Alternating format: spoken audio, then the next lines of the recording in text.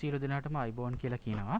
අද මම ඔයගලන්ට කියලා දෙන්න යන්නේ කොහොමද මේ Bluestack කියන මුදුකාංගේ අපේ පරිගණකයට ඉන්ස්ටෝල් කරන්නේ කොහොමද කියලා. ඇත්තම කිව්වොත් දැන් අපි මොබයිල් ෆෝන් යූස් කරනවනේ අපේ ෆෝන් එක වගේ කම්පියුටර් එකකම සිමියුලේටරයක්. ඒ කියන්නේ ඒ වගේ පරිගණක මේ යංගම දුර්ගතනය වගේ අපේ පරිගණකේ අපිට ක්‍රියා කරන්න පුළුවන්. ඒ කියන්නේ Play Store එකට යන්න පුළුවන්.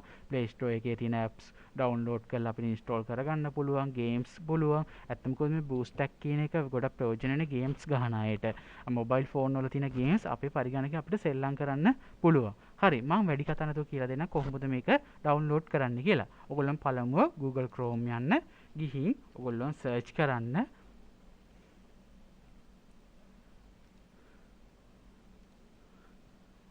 Bluestack කියලා සර්ච් කරන්න. BLUESTACKS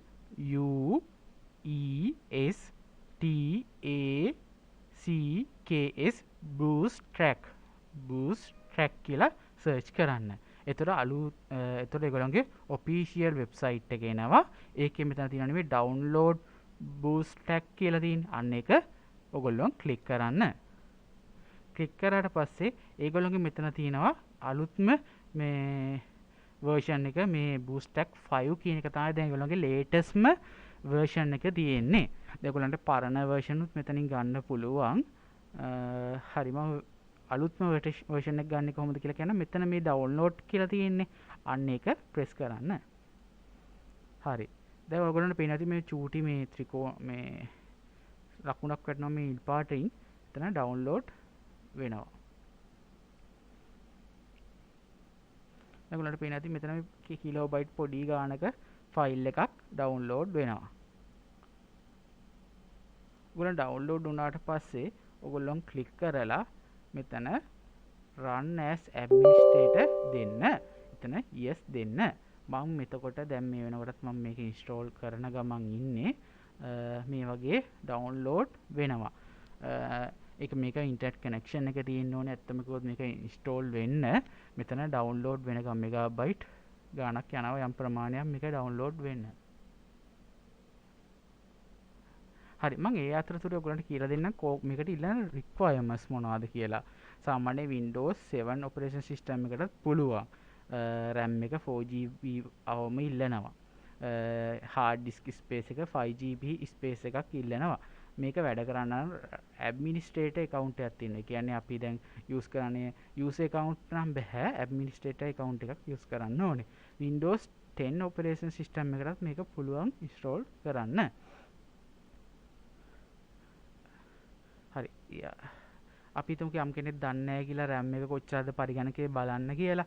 මෙතන this PC කියලා තියෙන නැත්නම් my computer කියලා ඇති ඔයගොල්ලෝගේ කියලා ඇති. ඒක right click කරලා properties යන්න. properties ගියාම ඔයගොල්ලන්ට පේන්නේ නැති මොකද්ද processor වර්ගය. දැන් මගේ එක නම් i5 processor එකක් 8 gen එකේ තියෙන CPU එක. RAM එක කියලා. RAM එක කියලා තියෙන්නේ මේ 8GB තමයි මගේ RAM size එක. හරි.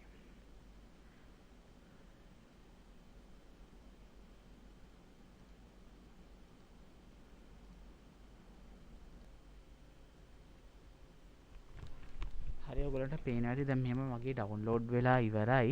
මේක දැන් මේ එක්ස්ට්‍රැක්ට් ඉන්ස්ටෝල් වෙන ගමන් තමයි මේක තියෙන්නේ ඔටෝ ඉන්ස්ටෝල් වෙනවා මේ පරිගණකයට.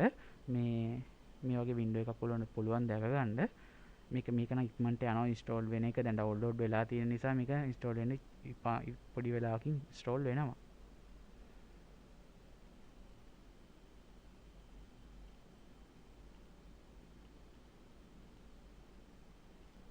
හරි, ඔයගොල්ලන්ට පේනවා ඇති දැන් මේ වගේ පේනවා ඇති වින්ඩෝ එකක් පොඩි ඇවිල්ලා තිනවා. දැන් මගේ මේ සිමියුලේටරේ ඉන්ස්ටෝල් වෙලා තියෙන්නේ මගේ පරිගණකයට. මේක මෙතන ඔයගොල්ලන්ට settings වලට ගිහලා settings නම් විනාශ කරගන්න පුළුවන්. ඔයගොල්ලන්ට අවශ්‍ය විදිහට display sizes, එතකොට graphic එක, එතකොට audio එක ඔයගොල්ලන්ට වෙනස්කම් සියලු දේවල් කරගන්න මෙතනින් පුළුවන්. හරි. ඔයගොල්ලන් දැන් අර මම කියන්නේ ඔයගොල්ලන් කොහොමද ගේම්ස් ගහගන්නේ, එතකොට මේ apps download කරන්න කියලා ඔයගොල්ලන්ට පේනවා ඇති මෙතන මේ Play Store කියලා තිබුණේ. මෙතන sign in ඕනේ.